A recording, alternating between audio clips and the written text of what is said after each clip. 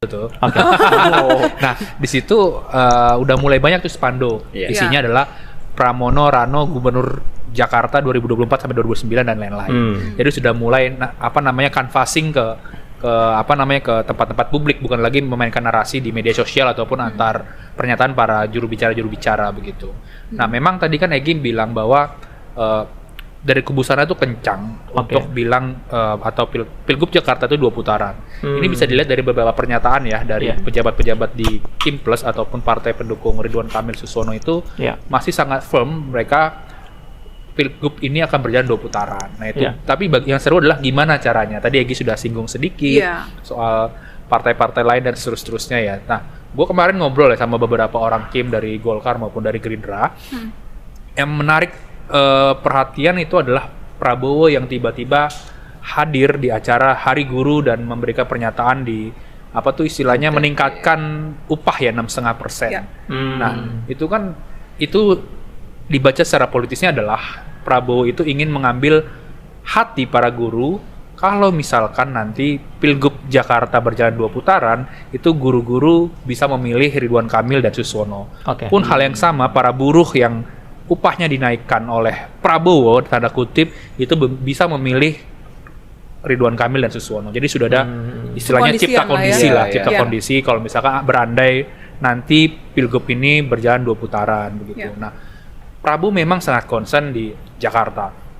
Jadi ada narasumber cerita di hari pemilihan tanggal 27 November dari hari Rabu itu malam-malam Prabowo berkumpul lah di rumahnya itu dengan beberapa orang dekatnya begitu.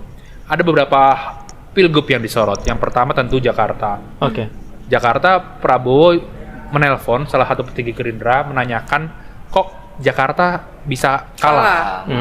Coba diusahakan bagaimanapun 2 putaran. Itu pesannya. Lalu yang kedua, Prabowo sangat happy dengan kekalahan Andika Perkasa dan Hendar Prihadi di Jawa Tengah. Kenapa? Karena Prabowo ini sebel sama Andika Perkasa.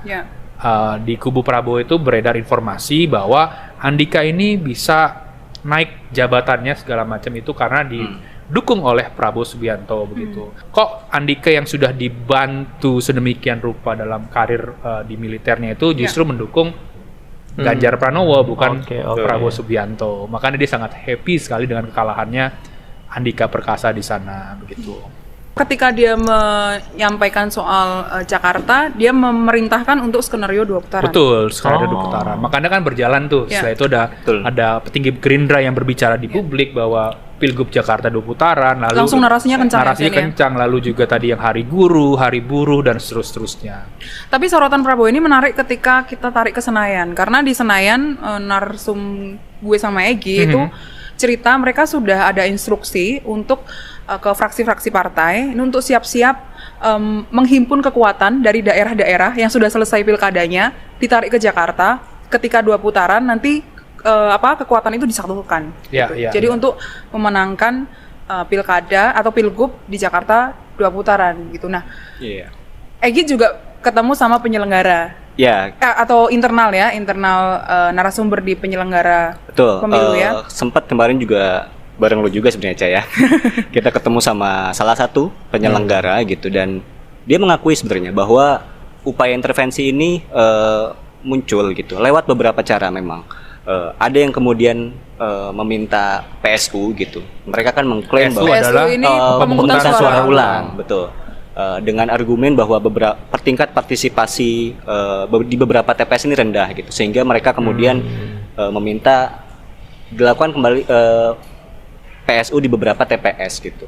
Ada juga yang kemudian intervensi ini dilakukan dengan mengubah suara gitu, mengubah suara lewat salah satu penyelenggara gitu. Nah ini yang kemudian harus dijaga gitu dan benar-benar dijaga oleh teman-teman di sana ya di 03 gitu.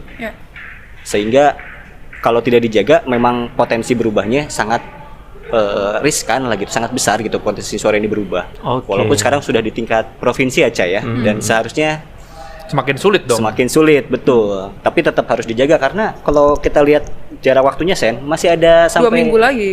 14 ya kalau nggak salah ya. 15-16 Desember. Sebenarnya bisa lebih cepat ya diumumkan kalau sudah selesai. Cuman kan batas akhirnya 15-16. Artinya diusahakan sampai waktu terakhir ya, Betul, detik terakhir. betul. Ini sangat Oke, kembali lagi bersama saya di channel ini, NKRI Harga Mati. Teman-teman, video-video yang begitu luar biasa yang disampaikan oleh para pengamat-pengamat politik. Nah, kita tahu di wilayah DKI Jakarta terpilihnya seorang Pramono Rano yang begitu mempunyai suara yang sangat banyak. Artinya masyarakat DKI mempercayakan mereka untuk memimpin DKI Jakarta selama 5 tahun ke depannya. Tetapi masih banyak orang-orang yang tidak berterima dengan hasil yang ditetapkan oleh KPU. Entah alasannya seperti apa, bahkan ada banyak baliho-baliho dan spanduk menolak Pramono Rano untuk menjadi gubernur. Tetapi yang kita tahu, mereka mendapatkan suara terbanyak. Memang dalam pemilihan Pilgub DKI Jakarta ikut sertanya dan turun tangannya para pejabat-pejabat tinggi, yaitu mantan Presiden Joko Widodo, begitu juga dengan Presiden saat ini Prabowo Subianto, karena yang mereka dukung adalah Ridwan Kamil. Mereka mau yang mereka dukung itu yang menang. Nah, jika betul-betul mereka memang sebenarnya bertujuan untuk memajukan ibu kota negara DKI Jakarta, pastinya mereka berterima dengan lapang dada siapa yang terpilih dan mereka mengarahkan orang tersebut. Nah, mereka meminta 2 putaran. Nah, lucu begitu, agak-agak lucu. Kenapa? Karena sebenarnya kalau udah mendapatkan suara terbanyak ya, terkecuali ada dugaan kecurangan, bisa dibuat suatu hak angket untuk menggagalkan hal tersebut ataupun 2 putaran. Nah, jika betul Prabowo minta pemilihan Cagup DKI 2 putaran, sungguh picik, padahal pemilih sudah sesuai aturan. Ya, memang ini tidak logis ketika Prabowo meminta 2 putaran di DKI Jakarta. Itu kenapa terjadi? Karena mereka tidak berterima dengan kekalahan orang yang mereka dukung. Ya, Pilpres dan Pilkada brutal, seluruh perangkat kekuasaan yang seharusnya menjadi wasit ternyata ikut cawe-cawe. Ya, sebenarnya setiap presiden, mantan presiden, bahkan mereka pejabat-pejabat tinggi negara, mereka menjadi wasit, bukan malah ikut cawe-cawe untuk memenangkan satu calon, tetapi mereka memberikan netralisasi supaya berjalan pemilihan dengan aturan yang ada, sehingga demokrasi kita enak untuk dilihat, enak untuk dipandang ke depannya. Lengkap sudah ramalan rakyat terhadap Prabowo tidak akan lebih baik daripada penguasa sebelumnya.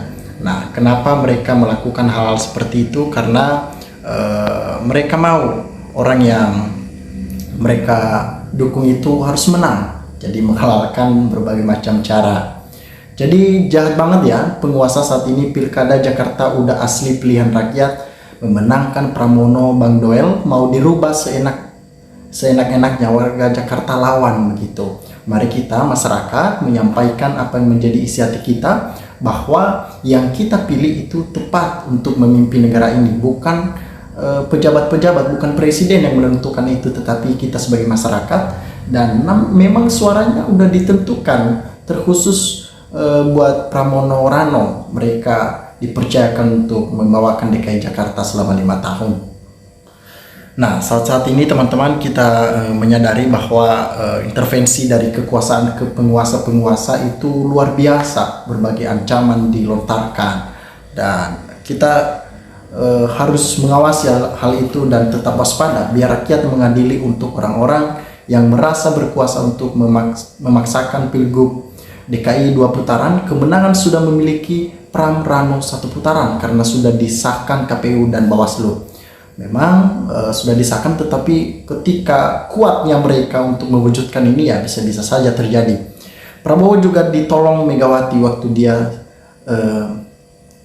di Stels di Jordania saat peristiwa 98. Artinya Prabowo harus tetap setia dan mendukung calon-calon yang menang, baik itu siapa aja tadinya, maupun Ridwan Kamil maupun Pramono Rano, tetap mendukung dia sebagai presiden, harus netral.